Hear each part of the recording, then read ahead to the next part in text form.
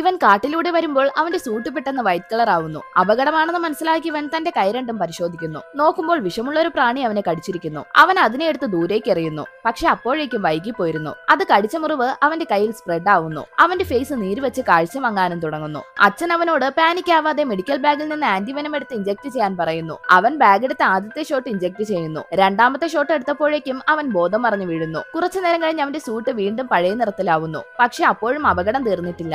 ഈ പ്ലാനറ്റിൽ രാവിലെയും രാത്രിയും ടെമ്പറേച്ചർ ചേഞ്ച് ആയിക്കൊണ്ടിരിക്കും. അതുകൊണ്ട് തന്നെ അവൻ എത്രയും വേഗം ജിയോതെർമൽ സോണിലെത്തണം, അല്ലെങ്കിൽ അവൻ തണുത്തു മരിക്കും. ഇപ്പോൾ അവന്റെ സൂട്ട് ബ്ലാക്ക് ആയതും അവന് ബോധം വരുന്നു. അച്ഛൻ അവനോട് 10 കിലോമീറ്റർ ദൂരത്തിലാണ് ആ സോൺ ഉള്ളതെന്ന് പറയുന്നു. അത് കേട്ടവൻ വേഗം തന്നെ അവിടെ നിന്ന് ഓടാൻ തുടങ്ങുന്നു. അതേസമയം അവന്റെ ബ്രീത്തിങ് ഫ്ലൂയിഡ് ചെക്ക് ചെയ്യുമ്പോൾ അതിന്റെ 2 ക്യാപ്സ്യൂൾസ് പൊട്ടിപ്പോയത് അവൻ കാണുന്നു. ഇനി തന്റെ ലക്ഷ്യത്തിലെത്തുന്നത് ബുദ്ധിമുട്ടാണെന്ന് മനസ്സിലാവുമെങ്കിലും അവൻ ഇക്കാര്യം അച്ഛനോട് പറയാതെ മറയ്ക്കുന്നു. അച്ഛൻ അത് മനസ്സിലായെങ്കിലും അവനോട് അതിനെപ്പറ്റി ചോദിക്കുന്നില്ല. പോകുന്ന വഴിയിൽ കുറെ കുരങ്ങന്മാർ ചത്തുകിടക്കുന്നത് അവൻ കാണുന്നു. അടുത്തെവിടെയോ അപകടകാരിയായ ഒരു ജീവിയുണ്ടെന്ന് അവൻ മനസ്സിലാവുന്നു. അതുകൊണ്ട് അവൻ ലക്ഷ്യത്തിലേക്ക് എത്താൻ മറ്റൊരു വഴി തെരഞ്ഞെടുക്കുന്നു. അവൻ വന്നെത്തിയത് ഒരു വെള്ളച്ചാട്ടത്തിലാണ്. നേരത്തെ പോയ വഴിയിൽ കൂടി പോയാൽ ലക്ഷ്യസ്ഥാനത്തെത്താൻ അവന് 3 ദിവസത്തെ സമയം വേണം. പക്ഷേ വെള്ളച്ചാട്ടത്തിൽ നിന്ന് ചാടിയാൽ വേഗത്തിലെത്താം. എന്നാൽ അത് അപകടം നിറഞ്ഞതായതുകൊണ്ട് അച്ഛൻ അവനെ തടയാൻ ശ്രമിക്കുന്നു. പക്ഷെ അവനത് കേൾക്കാൻ തയ്യാറാവുന്നില്ല. കാരണം അപകടം പറ്റി കിടക്കുന്ന അച്ഛനെ രക്ഷിക്കാനാണ് ഇവൻ ഇതെല്ലാം ചെയ്യുന്നത്. അതുകൊണ്ട് അച്ഛൻ പറയുന്നത് കേൾക്കാതെ അവൻ താഴേക്ക് ചാടുന്നു. അതേസമയം എന്തോ ഒന്ന് അവനെ ഫോളോ ചെയ്യുന്നത് അച്ഛൻ ട്രാക്ക് ചെയ്യുന്നു. നോക്കുമ്പോൾ അത് വലിയൊരു പരുന്താണ്.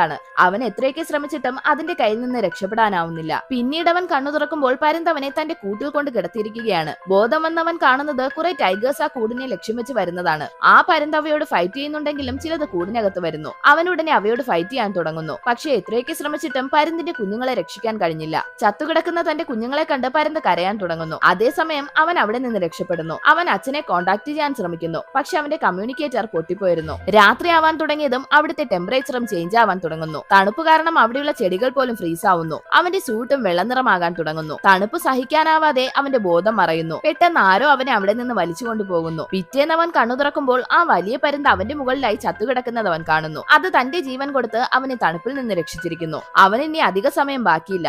അപകടം പറ്റി അച്ഛനെ രക്ഷിച്ചില്ലെങ്കിൽ അദ്ദേഹത്തിന് ജീവൻ നഷ്ടമാവും. അവസാനം അവൻ തന്റെ ലക്ഷ്യസ്ഥാനത്തെത്തുന്നു. അവരുടെ സ്പേസ്ഷിപ്പിന്റെ ബാക്കി ഭാഗം അവൻ അവിടെ കാണുന്നു. അതിനകത്ത് നിന്ന് അവന് ബ്രീത്തിങ് ഫ്ലൂയിഡും ട്രാൻസ്മിറ്ററും കിട്ടുന്നു. അപ്പോഴാണ് അവൻ സ്പേസ്ഷിപ്പിലുണ്ടായിരുന്ന ഉർസയുടെ കേജിനകത്ത് അതില്ലെന്നുള്ള കാര്യം മനസ്സിലാക്കുന്നത്. അവൻ തന്റെ ഗ്രഹത്തിലേക്ക് സിഗ്നൽ അയക്കാൻ ശ്രമിക്കുന്നു. പക്ഷേ ട്രാൻസ്മിറ്ററിന് ആവശ്യമായ റേഞ്ച് കിട്ടാത്തത് കൊണ്ട് സിഗ്നൽ പോകുന്നില്ല. അതുകൊണ്ട് അവൻ കുറച്ചുകൂടി ഉയരമുള്ള സ്ഥലത്തേക്ക് പോകണം. അങ്ങനെ അവൻ ഒരു അഗ്നിപർവ്വതത്തിന്റെ മുകളിലേക്ക് പോകുന്നു. പക്ഷെ അവനെ ഫോളോ ചെയ്ത് വന്ന ഉർസ അവനെ അറ്റാക്ക് ചെയ്യുന്നു. ട്രാൻസ്മിറ്റർ അവന്റെ കയ്യിൽ നിന്ന് തെറിച്ചു വീഴുന്നു. അതേസമയം തന്റെ ചേച്ചിയുടെ മരണം അവന്റെ മുന്നിൽ തെളിഞ്ഞതും അവൻ ധൈര്യം സംഭരിച്ച് ഉർസയുമായി ഫൈറ്റ് ചെയ്ത് അതിനെ ഇല്ലാതാക്കുന്നു. അവസാനം ട്രാൻസ്മിറ്റർ യൂസ് ചെയ്ത് സിഗ്നൽ അയച്ച് അവൻ തന്റെ അച്ഛനെയും രക്ഷിക്കുന്നു.